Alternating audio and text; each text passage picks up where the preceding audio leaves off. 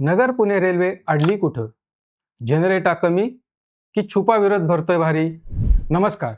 मुद्दा जनतेचा मध्ये आपलं स्वागत. पुणे ते शिर्डी रेल्वे सेवा बुधवारपासून सुरू होते. यामुळं पुण्याहून शिर्डीला येणाऱ्या भाविकांची जशी सोय होणार आहे, तशीच अहिल्यानगरहून पुण्याला जाणाऱ्या प्रवाशांची काही प्रमाणात सोय होईल. या गाडीचं स्वागतच.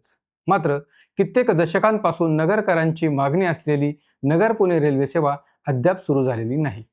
यासाठी मोठी आंदोलनं झाली. आजी माजी खासदारांनी पाठपुरावा केला. रेल्वे मंत्र्यांकडून आश्वासनं दिली गेली. विविध घोषणा आणि आराखडेही झाले. प्रत्यक्षात रेल्वे मात्र सुरू झालेली नाही. दौंड मार्गे गाडी सुरू करण्यात तांत्रिक अडचणी सांगितल्या जातात, तर शिरूर मार्गे नवा मार्ग टाकण्यात आर्थिक अडचणी सांगितल्या जातात. आंदोलनं तर जोरदार झाली, होत आहेत. मग नेमकी अडचण काय? प्रशासन का हलत नाही? त्यांच्यावर कुणाचा दबाव आहे का? ही रेल्वे सेवा झाल्यावर ज्यांचं नुकसान होणार आहे, अशा काही लॉबीचा याला छुपा विरोध तर नाही ना, असे प्रश्न आता निर्माण झालेत. नगर आणि पुणे या दोन शहरांमध्ये दररोज नोकरी, व्यवसाय, शिक्षण आणि आरोग्यासाठी हजारो नागरिक प्रवास करतात. मात्र या दोन महत्त्वाच्या शहरांना जोडणारी थेट रेल्वे सेवा उपलब्ध नाही. गेल्या अनेक दशकांपासून नगरकरांची ही हक्काची मागणी प्रलंबित आहे. नगर पुणे थेट रेल्वे किंवा शटल सेवेची मागणी गेल्या 25 ते 30 वर्षांपासून सातत्यानं केली जाते. सध्या नगरहून पुण्याला रेल्वेनं जाण्यासाठी दौंड मार्गे वळसा घालून जावं लागतं. यात वेळ आणि पैसा दोन्ही वायाला जातो. नगर आणि पुणे दरम्यान रोज सकाळी आणि सायंकाळी धावणारी शटल सेवा किंवा लोकल ट्रेन सुरू व्हावी अशी मागणी आहे. यामुळं नोकरदार, विद्यार्थी आणि रुग्णांना जलद प्रवास करता येईल. यासोबतच नगर पुणे थेट नवीन रेल्वे मार्ग शिरूर मार्गे तयार व्हावा अशीही मागणी आहे. सध्याचा मार्ग नगर दौंड पुणे असा आहे. दौंड ते पुणे हा मार्ग आधीच एकतर एक्सप्रेस आणि मालगाड्यांमुळे प्रचंड व्यस्त असतो. नवीन गाडी सोडायची झाली तरी तिथं स्लॉट उपलब्ध नाही असं रेल्वे प्रशासनाचं म्हणणं आहे. त्यामुळं मग नगर ते पुणे शिरूर मार्गे नवीन रेल्वे मार्ग तयार करणं हा पर्याय पुढे आलाय. त्यानुसार सूचना गेल्या, त्याचा प्रकल्प अहवालही तयार झाला आहे. हा थेट नवीन रेल्वे मार्ग तयार करण्यासाठी सुमारे 11,000 कोटी रुपयांचा खर्च अपेक्षित आहे. पुणे आणि अहिल्यानगर जिल्ह्यातील रेल्वे मार्गासाठी लागणाऱ्या शेकडो हेक्टर जमिनीचा मोबदला आणि रेल्वे ट्रॅक यांचा यात समावेश आहे. हायस्पीड रेल्वे धावू शकेल असा हा मार्ग असणार आहे. या मार्गावर पुणे, वाघोली, शिक्रापूर, रांजणगाव, कारेगाव, शिरूर, सुपा, चास, केडगाव व अहिल्यानगर अशी जवळपास 11 रेल्वे स्थानकं उभारली जाणार आहेत. प्रत्यक्ष काम सुरू झाल्यापासून हे काम पूर्ण होण्यासाठी किमान 5 ते 7 वर्ष लागतील. यात सर्वाधिक अवघड काम भूसंपादनाचं आहे. पुणे जिल्ह्यातून यासाठी मोठा विरोध होऊ शकतो. बागायती आणि औद्योगिक पट्ट्यातील जमीन यासाठी घ्यावी लागणार आहे. त्यामुळं विरोध साहजिकच आहे. मात्र या मार्गाच्या बाबतीत रेल्वे प्रशासन फारसं अनुकूल दिसत नाही. त्यांच्या मते हा मार्ग परवडणारा नाहीये. मात्र आता परिस्थिती बदलली आहे. नगर ते पुणे प्रवास करणाऱ्यांची संख्या वाढते. सध्याची परिस्थिती पाहिली तर दररोज सुमारे 600 ते 650 बस या मार्गावर धावतात. आठवड्याच्या शेवटी हा आकडा 800च्या आसपास जातो. एस-टी बस, खाजगी प्रवासी बस, कार आणि दुचाकी वाहनांनी अंदाजे 15,000 ते 20,000 नागरिक या दोन्ही शहरांदरम्यान ये-जा करतात.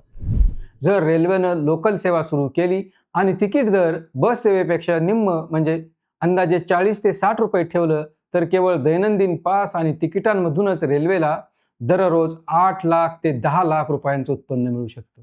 म्हणजेच वर्षाला केवळ प्रवासी वाहतुकीतून 30 ते 35 कोटी रुपयांचा महसूल मिळू शकतो.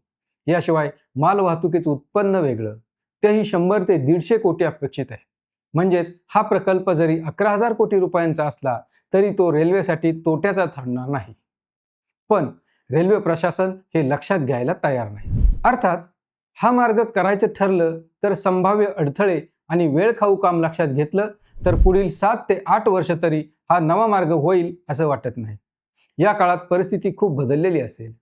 नगर, बीड, परळी या रेल्वे मार्गासाठी अशीच कित्येक दशकं आंदोलनं सुरू होती. आता कुठं तो मार्ग प्रत्यक्षात आला आहे.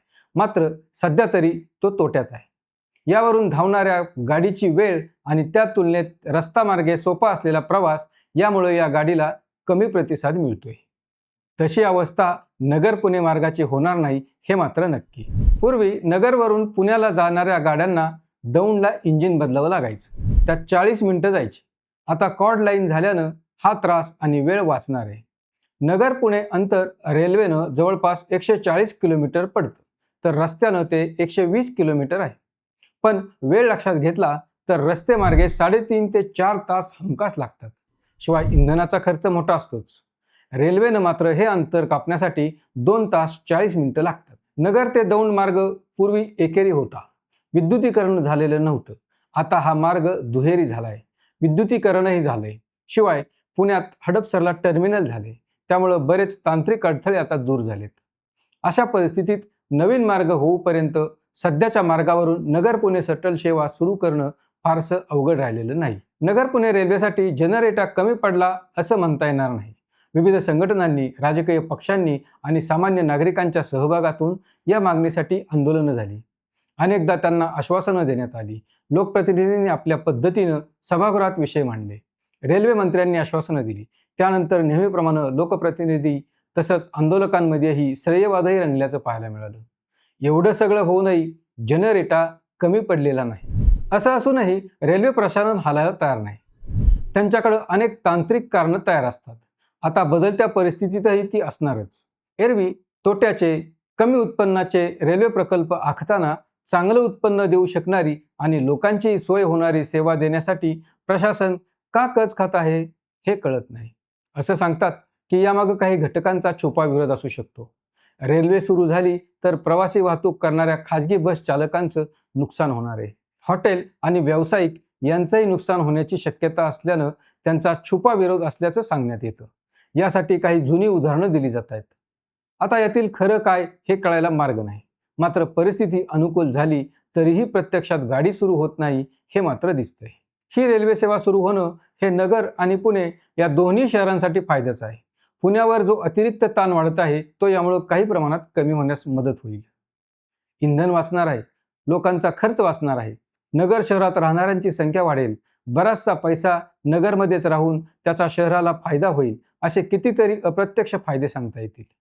सगळ्या गोष्टी अनुकूल असूनही गाडी सुरू करण्याचा निर्णय होत नसल्यानं लोकांच्या मनात आता विविध शंका निर्माण होऊ लागल्यात. हा विषय फक्त नगरच्या दृष्टीनं पाहिला जाऊ नये. पुण्याची कोंडी फोडणं, पुण्यावरील अतिरिक्त ताण कमी करणं, विकासाचं विकेंद्रीकरण करणं या दृष्टीनंही याकडे पाहिलं जाण्याची गरज आहे. फायदा तोट्याचं गणित मांडताना या गोष्टी गृहीत धरल्या पाहिजेत. नगरची मागणी नसताना अनेक गाड्या येथून धावतात. त्यातील अनेकांचा नगरला फायदाही होत नाही. इतरांच्या फायद्यासाठी नगरने हे सहन करावं अशी अपेक्षा असेल तर नगरच्या फायद्यासाठी इतरांनाही थोडं सहन केलं तर काय बिघडलं? हा निकष लावला तर स्लॉट उपलब्ध नाही या रेल्वेच्या अडचणीतून मार्ग निघू शकतो. दुहेरीकरण करण्यासाठी जमीन दिलेल्या नगरकरांना एवढी तरी मागणी करण्याचा हक्क नसावा का? सध्या अस्तित्वात असलेल्या मार्गावरून नगर पुणे रेल्वे सेवा तातडीने सुरू करावी. नवीन मार्ग होईल तेव्हा पाहू, अशीच भूमिका आता नगरकरांनी घेतली पाहिजे. पण अडचण अशी की यावर आपलं एकमत होत नाही. एवढी वर्ष हा संघर्ष केला, आता परिस्थिती अनुकूल झालेली आहे. तांत्रिक अडचणी कमी होत आहेत. याचा फायदा घेत नगरकरांनी पुन्हा एकदा एकत्र येत एकाच दिशेने प्रयत्न करायला हवेत असं आम्हाला वाटतं. हा व्हिडिओ आपल्याला कसा वाटला यावर आपलं मत काय आहे आम्हाला कॉमेंट करून जरूर कळवा. अशाच महत्त्वपूर्ण माहितीसाठी आपल्याला भेडसावत असलेल्या मुद्द्यांवरील चर्चा ऐकण्यासाठी पाहत रहा मुद्दा जनतेचा, फक्त आय लव्ह नगरवर.